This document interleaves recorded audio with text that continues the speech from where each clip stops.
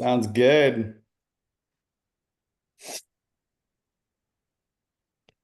Good. All right. Well, good morning, everybody. Thanks for joining us and welcome to the second installation of our new health and wellness series, Live Long, Feel Great. Um, we had awesome reviews from our first call with David Hassey, and we'll share another survey at the end of this call. So please take that survey. It's going to help us tailor the content that you all want to learn about. So we appreciate that in advance. Um, David did a great job and it was a great kickoff. And we're going to continue today learning about insulin resistance and metabolic disease with Dr. Leah Cordovez and Dr. Aaron Wenzel. So today's call, we're going to hear all about the critical role of insulin resistance, the importance of glucose stability, and how metabolic disease can silently pave our way for serious conditions. So if you don't know these two yet, you must. Dr. Cordovez is a fellow EO member and is a triple board certified physician in integrative and internal medicine, as well as obesity medicine. She is a native of Panama and graduated from the University of Panama Medical School and completed her residency through the University of Tennessee at St. Thomas Midtown and serves as chief resident of internal medicine. After completing her residency, Dr. Cordovez has served as concierge medical director for Empower and Elite Orthopedic and continues her medical education relating to her current business as the founder of Be Well Integrative Health. And then Dr. Aaron Wenzel is not only an EO member, but is also one of our SAPs. And he is a popular forum request, which I'm sure you're going to get a lot more of after these calls in the series. Aaron is a board certified physician and completed medical school at the Ross University School of Medicine and his residency at the University of Tennessee as well. Early on in his residency, Aaron almost walked away from medicine entirely because he felt forced to deliver formulaic, efficient, but impersonal care. So he then went on to found Brentwood MD, which is a concierge medicine practice. Brentwood MD offers direct physician access, house calls, advanced diagnostics, and disease prevention, along with much more.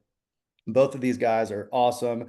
And we've been working on this series for a long time, and we would not be here without their help. So they are a huge part of why we're able to offer this series to all of you, our members, and we're very grateful. So I will hand it over to both of them so they can do their thing, and then we'll have Q&A here in a little bit. So if you've got questions, just throw them in the chat, and we'll get to those a little bit later. So Aaron, Leah, over to you.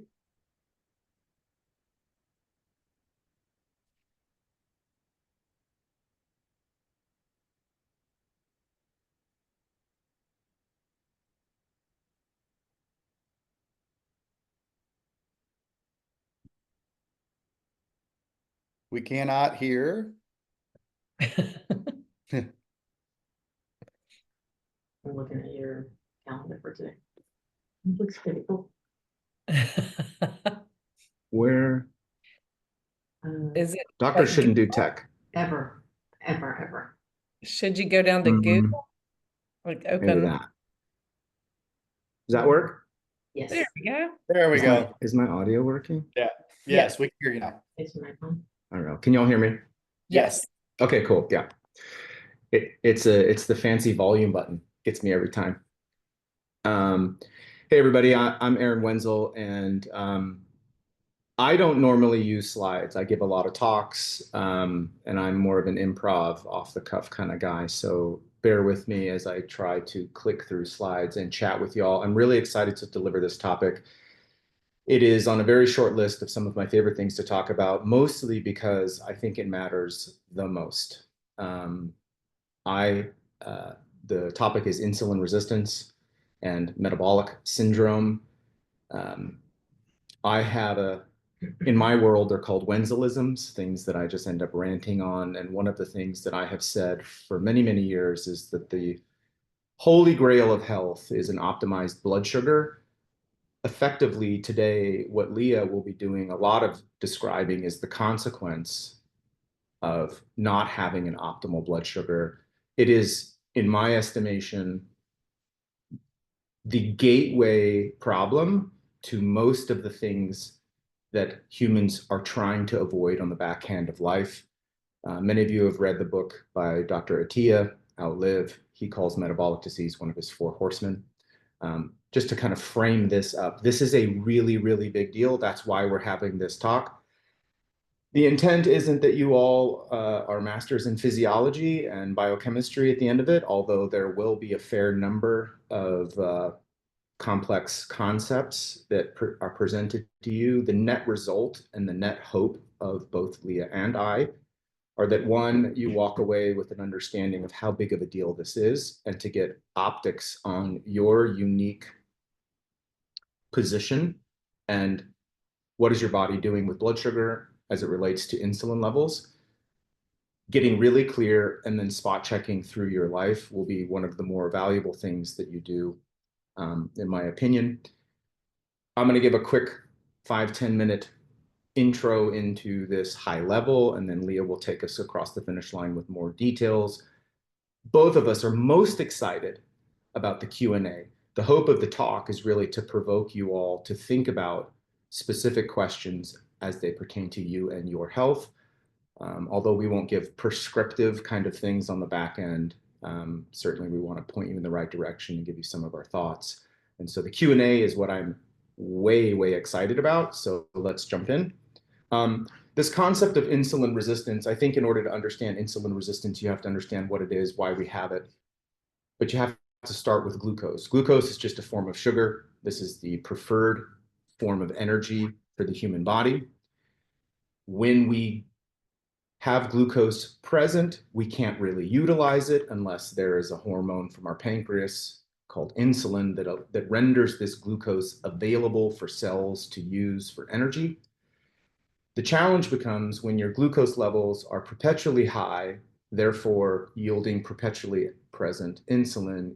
At the cellular level, we begin to ignore that insulin so that glucose remains high and insulin remains high. And this resistance to the insulin is really the gateway that we need to understand. And it really is the root. Probably 90+% of all what we call metabolic disease is rooted in this phenomena of your body just not being quite as responsive to the hormone we have to regulate blood glucose and utilize blood glucose. Some important stats: 15% of the US population has diagnosed type 2 diabetes. That is by definition an inability to control glucose, and you're so insulin resistant that you have now passed a threshold to ever get your blood glucose in an optimal range. Another 40%, so this is over half of adults in America, are profoundly insulin resistant and or diabetic. This is wild to me. And that's just of what we know. There's really an untold amount of undiagnosed or untreated, unrecognized pre-diabetic scenario.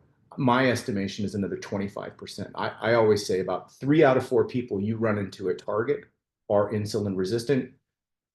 15 to 20% of them are already a known diabetic, and the rest just don't know it or know it and are not dealing with it quite yet.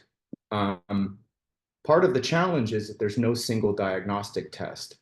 Most people walk into their doctor and get told, what they hear is, I refer to this as the deadly diagnosis of borderline. And what people hear is, oh, so I don't have it.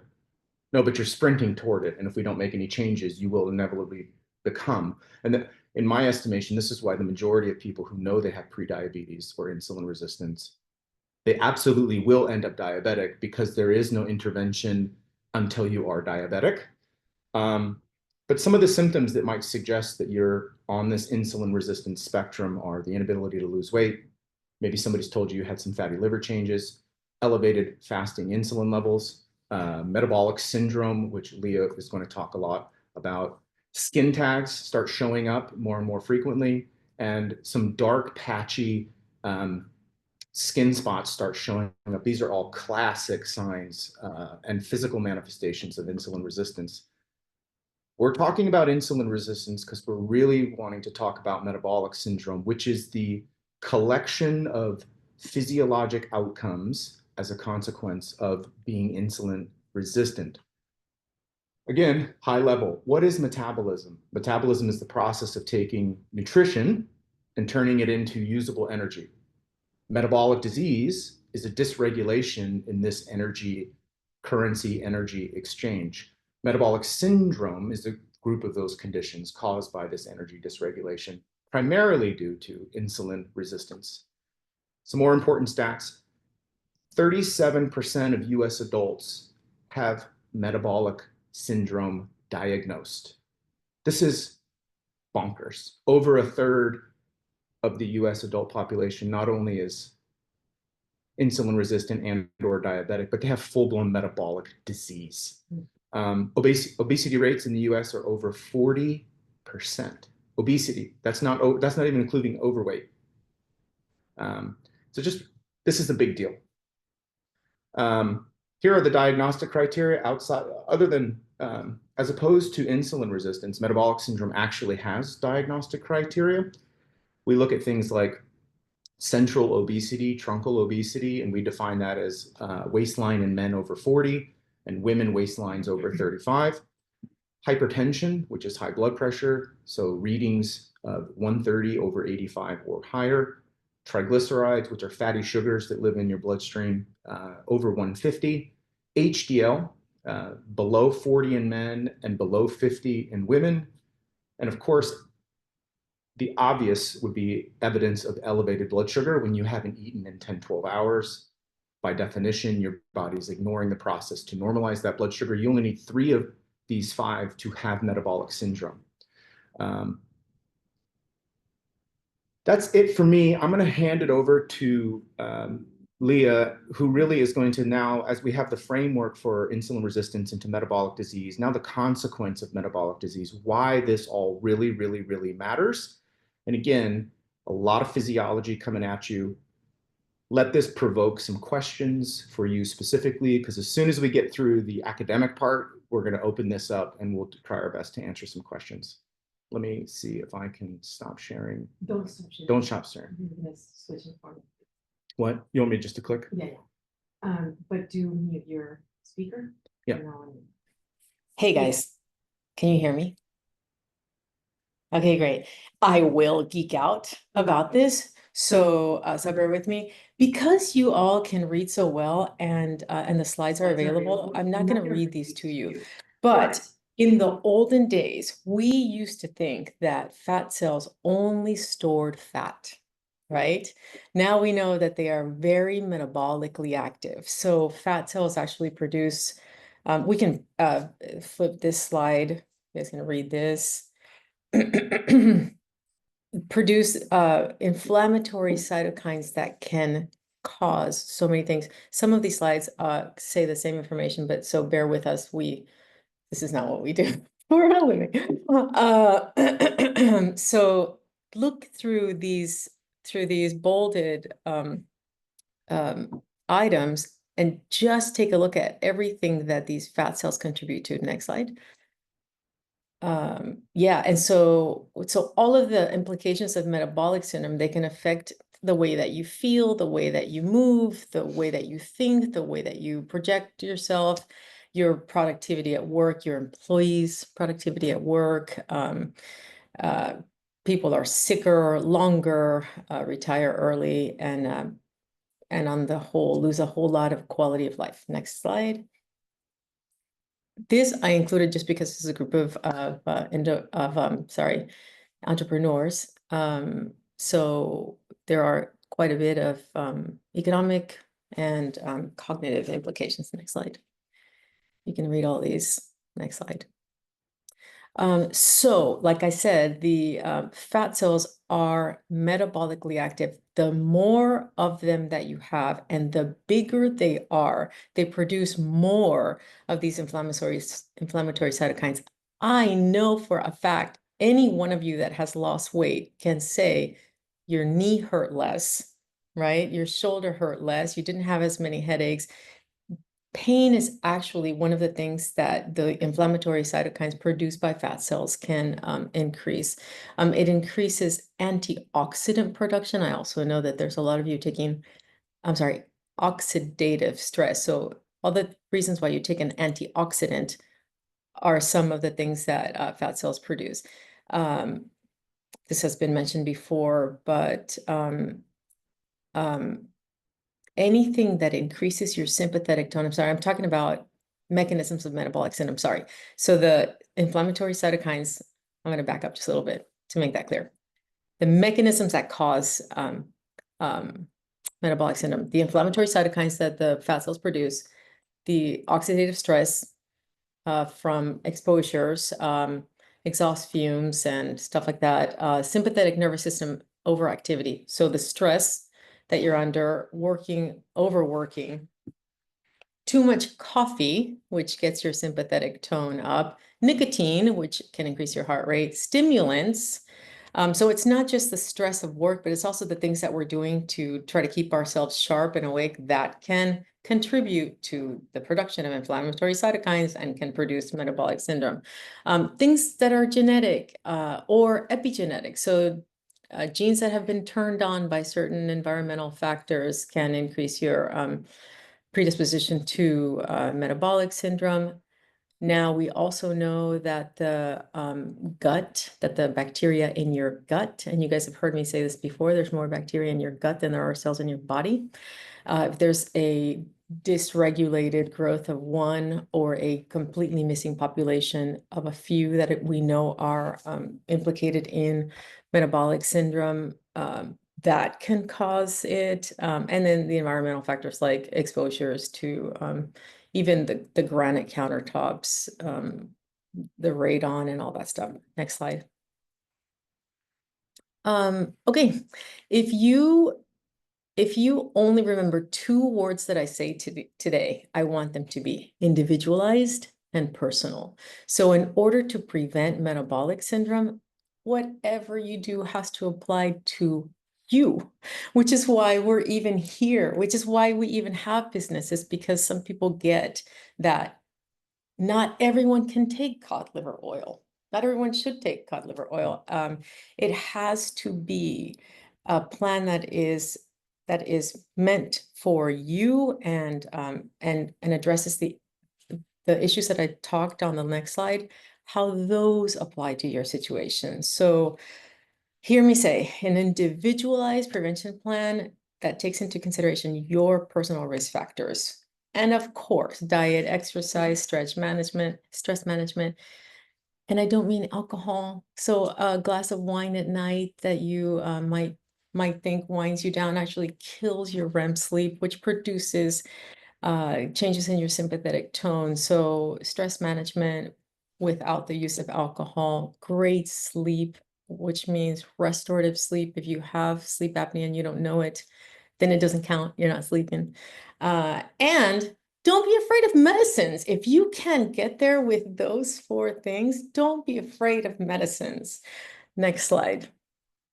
I don't love medicine, but sometimes we use it. So these are some first step nutraceuticals or supplements that you can use, or that your healthcare team can consider for your own situation. So omega-3 fatty acids. I'm going to go back to the cod liver oil. No, it's okay, it's even here, but the cod liver oil thing, that's a super great source of omega-3 fatty acids, but it can cause fetal abnormalities in a pregnant woman. So not everyone should be taking cod liver oil. Vitamin D, it acts like a hormone in your body, super important for metabolism. There's a lot of the B complex vitamins are important for insulin sensitivity. Magnesium is implicated in more than 400 metabolic processes. alpha-lipoic acid is really helpful with nerve conduction. Curcumin is a potent anti-inflammatory. Berberine is nature's version of metformin. Probiotics to restore the gut microbiome, which you shouldn't treat a probiotic as buckshot. We have well-defined strains, and we can now drill down to which ones you need and which ones are more important. Coenzyme Q is a wonderful antioxidant. And then green tea. Green tea can increase your metabolic rate, and it can act as an antioxidant as well. But if you overdo it, then more than 3 cups a day of green tea can actually increase your sympathetic tone in a non-productive way.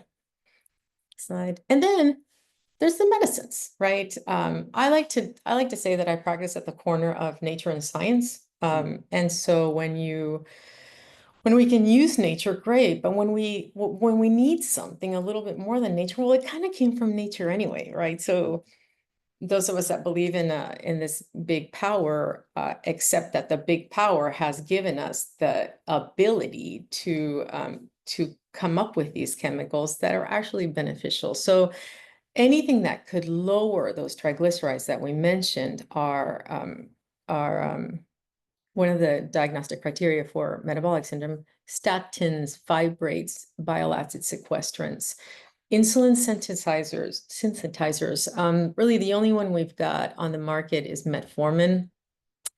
Lactose is another, but anything that can sensitize you to insulin. GLP-1, so Ozempic, Mounjaro, Zepbound, what's the other one? Wegovy. And there's so many on the horizon. Antihypertensives, don't let that blood pressure go untreated. There's no excuse. And then there's prescription strength omega fatty acids. Things on the horizon are more of the things like Wegovy and Zepbound that involve GLP-1 and now other hormones. There's the difference between Wegovy and Zepbound or Ozempic and Mounjaro is one hormone that fat cells use to speak to each other. It's called GIP.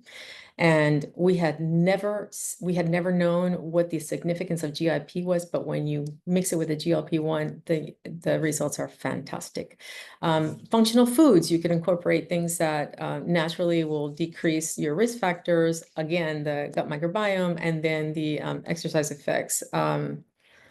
There's a whole lot of research around what kind of exercise, high intensity, how many minutes, how much should you sweat, what should your heart rate be. But if you can move your body for 30 minutes, at least 5 days a week, so we're still at 150 minutes a week, and sequester that extra glucose into your big muscles, your glutes, your hamstrings, your quads, they will leach all that glucose out of your bloodstream and actually use it. So think of exercise as getting rid of the excess. Let's see what's next. Okay, I wanted you guys to see this, and I'm almost done talking, so it's going to be great here in a minute. So this is a wonderful, super healthy 59-year-old woman who came to see me and said, "Man, I just don't feel well." Labs were totally normal. Her fasting glucose was like 102, which is considered normal. Her A1C was 5.2, which is considered totally normal. But I said, let's just see what happens as you go through your normal day. And what I'd like to point out here is that this graph has peaks and valleys, that sawtooth, and it's not as bad as it can be, but we were really able to identify that, hey, wait a second, that drink that you had there, that alcohol drink there didn't help you. And then you spend a lot of time kind of recovering from that peak. So those peaks are elevations in glucose, and then your body has to kind of chase itself to get insulin to get it down. And then you see the red spots where she's rebounding. So all night, because that first line at the top is her trying to get behind that high blood sugar from the wine. in the night. So as we walk through, hey, this is let's try to change this and do this, she was a little bit better. So the third day was a little bit better. Next slide. And the fourth day, man, she's really flattened that out. And then she got a little overconfident. A margarita or a small amount of sugar. Yeah, and this was a margarita. With lunch, look what it did to her blood sugar, 256 this is a normal weight 59-year-old that looks like she's 29. She's beautiful and wonderful. But that we would have never known. And then the next day, look at how wonderful she did, right? So next slide. So there are some hacks. I know there's a lot of biohackers in our group. There's some things that we can do to sensitize insulin. So intermittent fasting, order of eating, start with protein. Fill your stomach with fiber and fat. If you're going to do the key lime pie, make sure that you had some salad with olive oil or avocado, just to reduce the rate at which that sugar is absorbed. And if you did eat the key lime pie and you washed it down with a margarita, then get out there and go up some stairs so that the quadriceps, glutes, and hamstrings can sequester that sugar. And then my last one.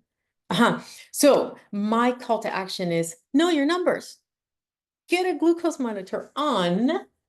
Stello, which is a Dexcom product, now has an over-the-counter option. It's $88 a month for two of them, and they're each 14 or 15 days. I think 15 days. And the other ones, Freestyle and Dexcom, require a prescription. Get a body composition. It's only $99 at Premier. Come to any one of us and get an in-body scan or check out what you've got at home with the bioimpedance scales. But don't presume that because you've been told you're not diabetic and everything looks great, don't presume that that everything's fine. That's my call to action. I did want to show you guys something on my screen. Good Lord, this might take us. Let me see if I can take over. Yeah, let me see if I can take over. I think you. I can. Okay. I just want to show you. Okay. Erin, you may need to stop sharing. Request to share. Okay. Okay, here we go. All right. I wanted to show you guys my. Okay. Can you see? We still see Erin's screen. This is what I want to show you. Samir? Okay. Can everybody see my screen? Yeah, okay. This is me this morning, right? So I was rocking it out at 70. And then I got up. I'm just showing off that I got up at 5:30. And I had athletic greens. So I'd have athletic greens every single morning. And so athletic greens took me from 70 to about 79 or 80. And then I had coffee. And I had the double espresso I was telling you about with a little bit of, I like powdered milk in my coffee. But the point of it, and I think this took me to 80. Oh, dang. Really? Yeah, we still see Aaron's It says screen. I'm screen sharing. I had to click up top on view options and Maybe. it let me switch to It Leah's. says I'm Yeah, I screen see sharing. How about Leah's. now? I see Oh, Leah's. I see No? Leah's. I see Leah's. Some of you guys are nodding at me. Yes, I see this. Oh yeah, there's an option up Okay. top to switch. yeah. Aaron's screen or Dr. Cordova's screen. Anyway, I'm sorry you can't see it because first of all, everybody give me credit for getting up at 5:30. And secondly, what I want to make clear here is some things are worth it. So the milk in my coffee is non-negotiable, right? So for me, staying in a perfect 70 is not worth giving up the joy that a little bit of milk in my coffee brings me. So although my call to action is, let's know our numbers and try to control this, there's a balance between what gets your numbers totally right and what makes you feel great, right? So what feeds your soul. So I hope that what I'm saying is know your numbers, but make that fit within a life that is pleasurable and fun, because part of your health is that. Brian Johnson may live to be 1,000, but anyway, so that's all for me. Thank you. Awesome. Well, thank you guys both for sharing. This is great information. So just a reminder, I'm sure there's a lot of questions and this is where the fun stuff is. So if you've got questions, go ahead and put it in the chat. And we'll start with Laura Miller asks, what's a healthy range for glucose during the day? Okay, so healthy range, let's go back to my personalized thing, but it would be between 80 and 120. But if you have insulin resistance, then yours would be 80 to 130, 140, because low is more dangerous than high when you're trying to make this change. So if it was just a normal healthy person, 80 to 120, and the object would be to shrink that range. Would you agree? Yeah, I would say in my world, we try to get away from language like normal and really lean into language around optimal. And so when the North Star is optimizing blood glucose, then the answer is always it depends. However, the real like highest level, you never want your blood sugar low and you never want it above 200. Outside of that, you want the tightest shot group as much as you can for a 24-hour period. We know about this instinctively through basic nutrition like glycemic index. I mean, I think there's some basic instincts that have been informing most of us who've been around. But what does glycemic index mean? And basically it's how high does your glucose spike after you eat a particular food, and how long does it stay high? And we're basically trying to put a rev limiter on the height, and we're trying to get it down as soon as possible. Going up is the index, coming down is the insulin sensitivity. And the tighter that group is, and in Leah's slides you saw on day 3 or 4, she really started, those highs really went away, and also the red lows went away. But it should, in a normal situation, in a non-diabetic, you should never have a glucose over 200. Ever. A non-diabetic could sit there and eat key lime pie for 9 hours and should not ever go over 200, right? Right. If you're insulin sensitive. But if there's even a smidge of insulin resistance, you're going to start seeing that sugar climb because it's not responding to the insulin, which means you need more insulin, which means once it responds, the insulin's still present. This is how we get those lows in people who are pre-diabetic or non-diabetic. And it can be really confusing because people are like, I thought diabetes was about having high sugar. I don't have diabetes. I have the opposite. I get low blood sugar. That's a huge like ding, ding, ding, ding. You're actually either diabetic or insulin resistant, because the only reason you would ever go low is that insulin is inappropriately dropping it because it's too high. You're overcompensating. Exactly. So I know that's not what you asked, but that's where there you go. Love it. Thank you both. Thank you. You're welcome. Next question is going to be a combination from Jen and Chris. So can you talk a little bit more about the numbers slide, where we were talking about, you know, the body composition, $99 at Premier. What is Premier?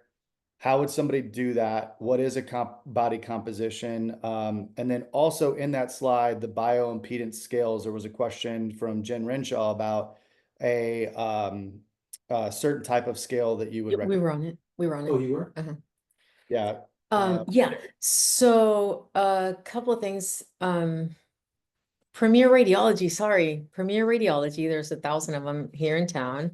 You can call or go there and say, I would like a body composition scan. Not every location does them, but what you're looking for is a body. It's the same machine that does the bone density scan. So it's a body composition DEXA, and it's the gold standard of measuring lean body mass, fat mass, and bone mass.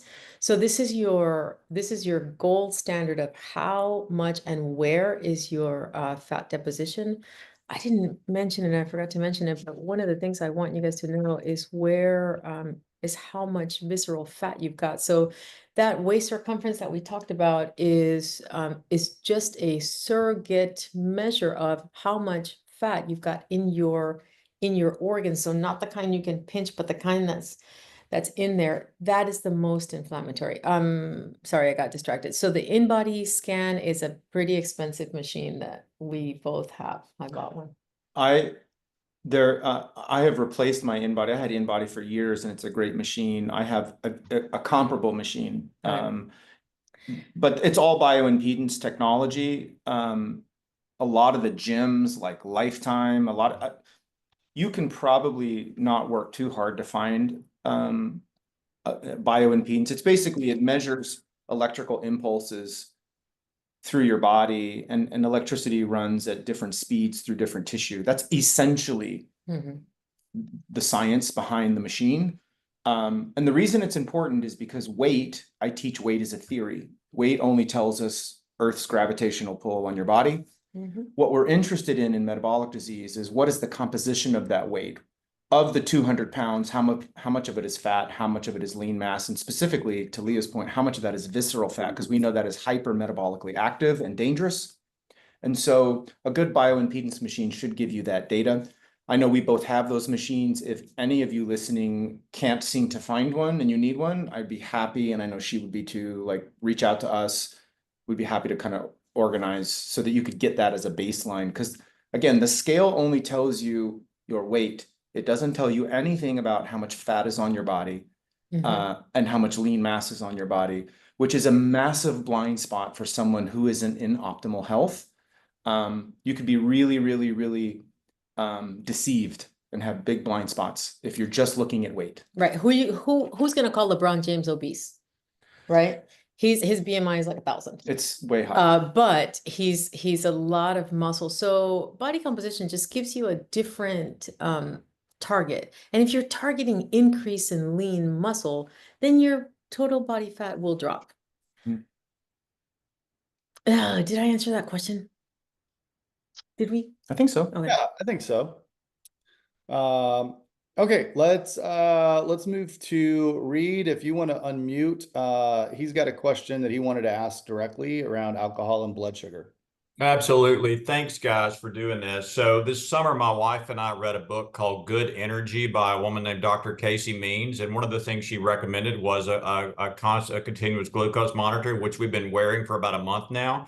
Mine has been fine. I don't drink that much. Saturday night was the Tennessee-Kentucky game, and I did drink, and I wanted to show that. So you can see during the night, my blood sugar went dangerously low. I don't know how you made, but my alarms went off for the first time ever. I drank, I don't know, probably 2 drinks during the night, and 4 hours later, my blood sugar didn't go up. It went down to like 55, and my alarms were going off. So what causes that?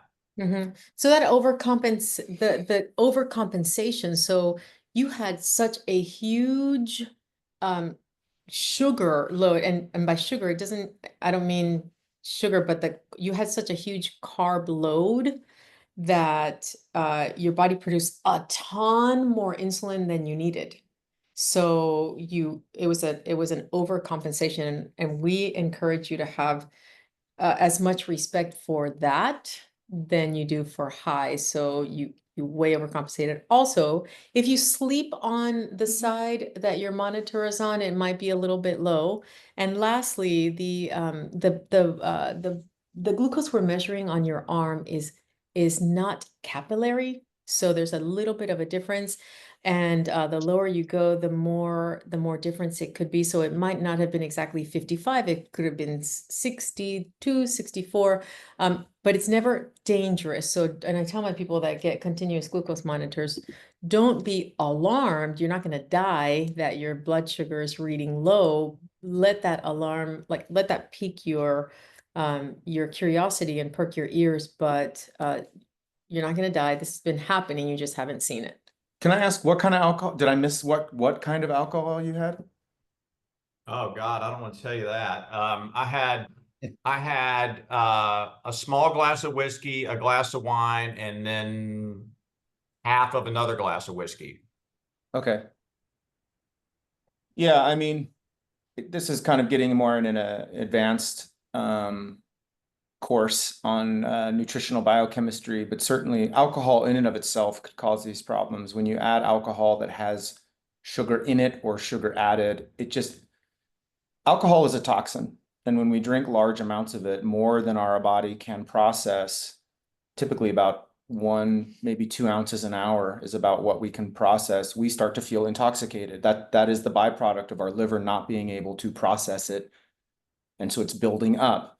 So it's basically a hostile takeover of your liver. And I used to ask young residents in training only because I was put on display 3 years earlier for this very same question, which was, what's the primary function of the liver?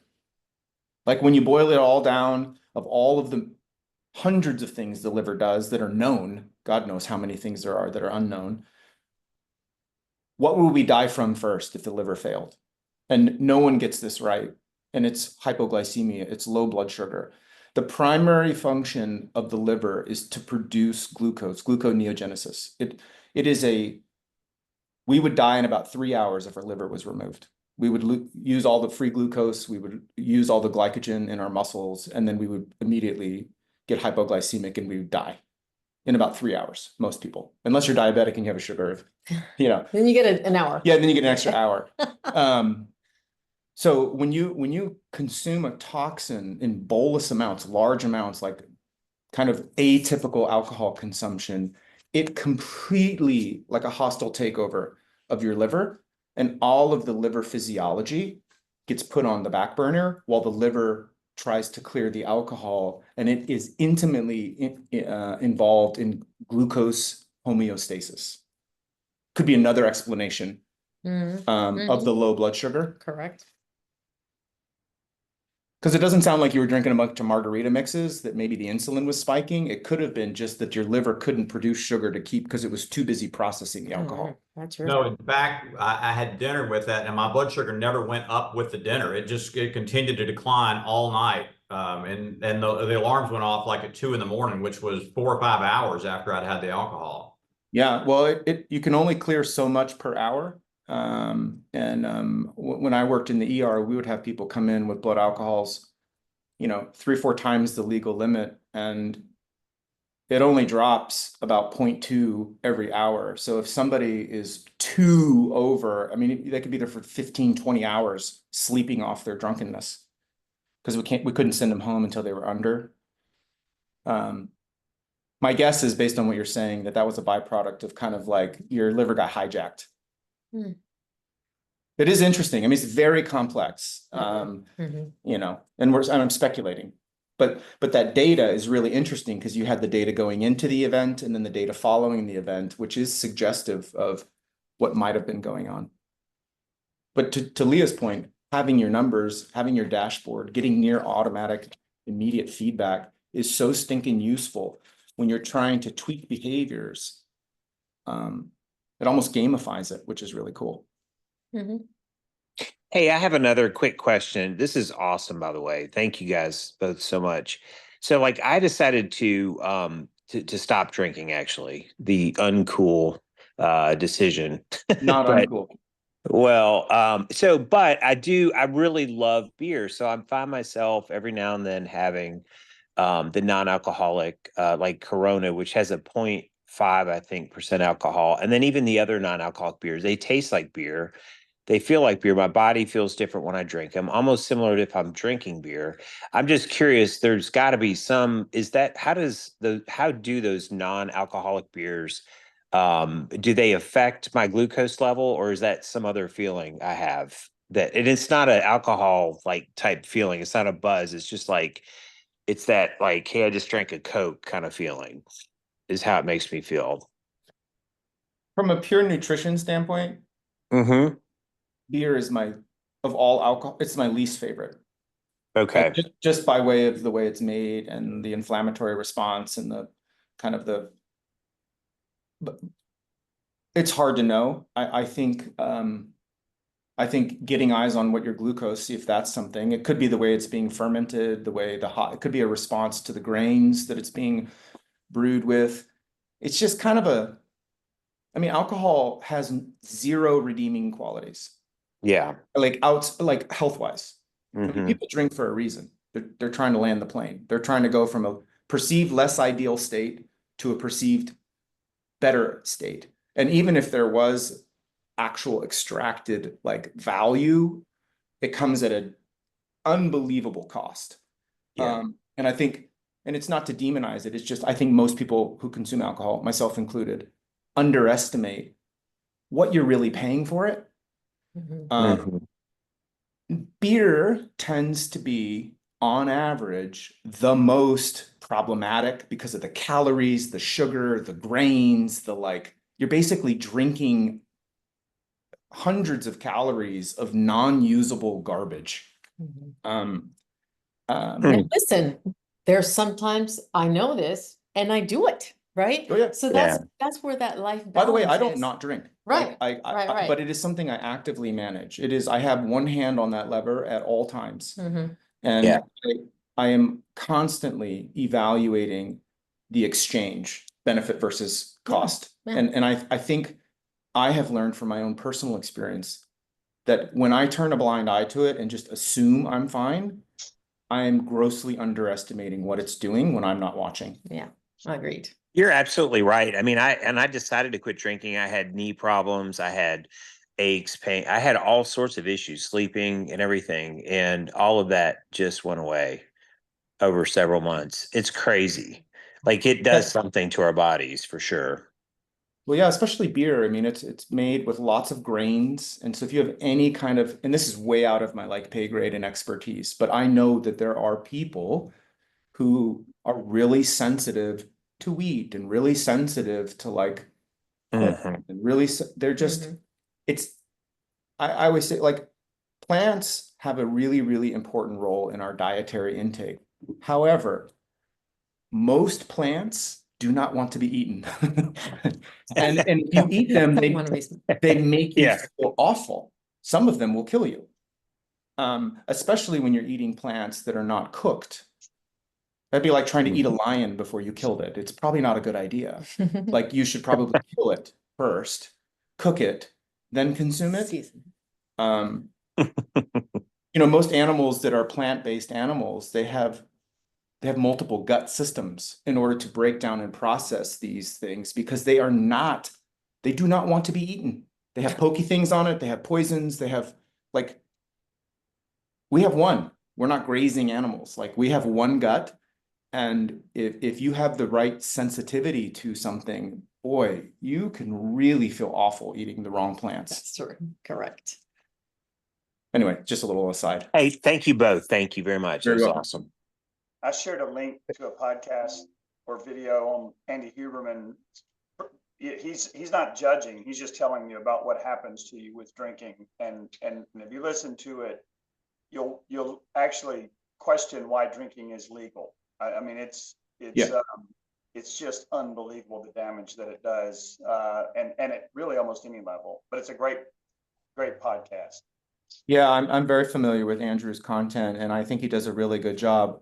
As an extension of that concept, it really shines the line on high fructose corn syrup because at the level of the liver, it behaves identically to alcohol.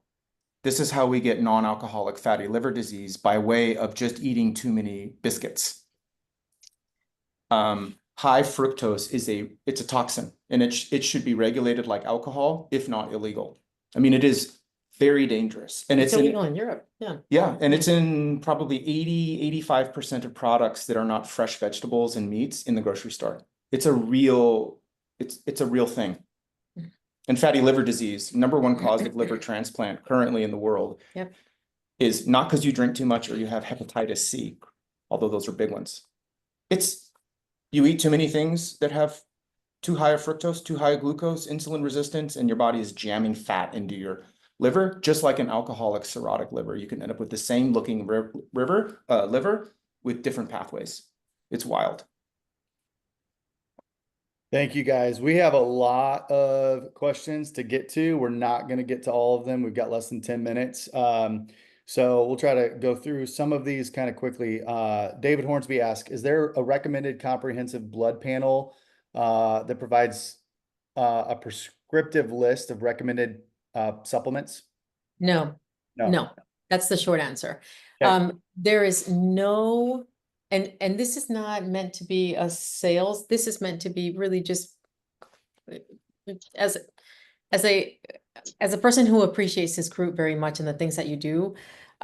It's surprising to me that things are so protocolized. So I cannot stress enough how important it is that this is a personal. It's more important that your doctor spends an hour with you getting to know what's really going on than to draw a lab panel. Let me take you back to that comment I made about my 59-year-old, super healthy, total normal weight, completely healthy, completely normal lab panel. But it was when we started talking about her habits and when she felt bad that it occurred to me to put a continuous glucose monitor. There is no lab panel that will replace a thoughtful interaction with your physician. Yeah, I agree. I really wholeheartedly agree, actually. I just think while you could take 100 people who all took thoughtful paths to their blood panels and then retrospectively compare them, you might find a stunning amount of overlap. But it's my conviction, as it is Leah's, it's not just the panel you end up with, it's the path that you take to come up with that panel that I think is really, really nuanced. This is deeply personal. Your family history, your unique situation, your unique challenges, your unique superpowers, your goals, your timeline for said goals, the amount of resource you have to achieve goals. These are all variables that absolutely matter. You can under-prescribe and you can over-prescribe. You can be left with big blind spots by under-prescribing. You could be left with data overload and no idea what to do with this information from the 17,000 vitamin panel that you just got done. Like, what do you do with this? Like, and the truth is, I would just leave an asterisk for those, because there's a lot of information everywhere. And I get a lot of questions, and I know Leah does, about this. There are a lot of people positioning themselves, I call it as pan experts. I'm just going to tell you, I have met and trained with and sat under and admired some of the smartest people on the planet. And they might spend their entire year, their entire life pursuing one concept. Somebody who's positioning themselves as knowing everything from sleep to diet to exercise to longevity to this to that to this to this to that, and they sell some sort of test and then they also sell the cure.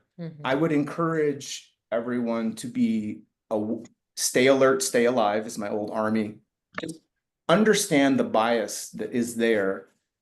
I know like 9 things, and I know them really, really, really, really super well. Like, I was over here taking notes when Leah was talking about vitamins and stuff. That's way out. I don't know. I know they're important, but I actually don't. That's not my area of like. Work together. Yeah. But when it comes to metabolic disease, when it comes to diabetes, heart disease, cancer, I'm all over it. and I've gone depth, and a one size fits all approach is very good as a business model for a mass market product. The problem is you aren't mass market. You are N of one. And the more you can get healthcare and health advocacy that resembles N of one, the better it will be for you. All right, correct. Totally agree. Now it's a hard no from us, obviously, but there's a place online called Function where you can order $1,000 worth of Is testing. that Hyman's? I don't know whose it is, but it's Function, and you can take that to your doctor. Yeah. Dr. Mark Hyman has and I don't know if it may be the same one. I have a physician colleague of mine who was like, hey, what do you think about this panel? It's like, I don't remember how much it was. It was many hundreds of dollars, but it didn't seem ridiculous. And I was pretty impressed. It's a heck of a jumping off point. It may be all you need. You may need more. It may be overkill. I don't know. But there are some, if you just want fancy testing, it's available everywhere. The problem is, what do you do with it? So our more ideal scenario would be you get all those fancy tests with a doctor who has context of your story and your goals. Develop a relationship. Yep. Right. That would be the ideal. Cool. We are close to wrapping up. So before we go into the next question, just want to remind everybody on here that we will send out a survey. So make sure that you do us a favor and do that survey really quick. It'll help us know what you want to hear for next time. And we are going to follow this up and kind of go over some of these tests. Is that correct? I think that was the plan. Yeah. So if anybody does want to go get that, and Samir, I think you're going to send out something with that, but we'll give you info on where to go, and then you can bring those to next month and we will dive into some of those tests. Last question, and let's make this quick. We have about 1 minute to keep everybody's time, but Leah, you talked about intermittent fasting, but then you also talked about you taking AG1 or like your greens in the mornings. I've heard this too. There's people out there doctors that say, hey, eat all day long, every couple hours, 3 hours, whatever. There's intermittent fasting. But then what breaks that? So can you talk just quickly about that? And then I know that later in the series, we're going to dive into some of that a little bit more, but. Sure. So there's a whole science behind intermittent fasting, and the sweet spot that affects metabolic rate and metabolic function is 16:8. And here's where it has to fit my life. If I don't do my athletic greens in the morning, I won't do it. And I also like the idea that I'm fasting when I do it. It's easily absorbed. I don't eat for another 30 minutes. So for me, for my life and the way that I feel, that's okay by me. It technically does break the fast because, as you see, it raises blood sugar. So it's got about 45 or 50 calories, I think. I don't remember, but it's substantial enough that it breaks my fast. So for me, although I think intermittent fasting is great and I try to get 14 to 16 hours, my quality of life is better when I do the athletic greens in the middle of that fast, and that's okay by me. So I take what I like from it, and I hope that you're hearing me say it works for me, and you've got to find what works for you. That does break your fast. Anything that's got any calories breaks your fast. So a little bit of milk in your coffee breaks your fast. Water and coffee do not. But for me, I'm fine with it. And one day I'm going to break that fast with a glass of champagne, and that's going to be okay. So it's that balance. If I could just 60 seconds, I am deeply passionate about fasting. I have been living some version of a fasted lifestyle for almost 10 years. It changes, it evolves based on my understanding, based on my goals. I would just say, for most people, it does not make sense to graze all day. Unless you're a Venice Beach, anabolic steroid taking musclehead. You don't need that many calories. We are not grazing animals. all of human history prior to 1950, when mass agriculture was at scale, we went long periods of time between meals with physical activity, both high intensity and low intensity, not a ton of middle intensity, not the treadmill. And then we had a feast if we were lucky. I think grazing as a whole, outside of the bodybuilding world, is problematic for most. I would then say fasting would be as loosely defined as just get 12 hours every day where you're not consuming any calories.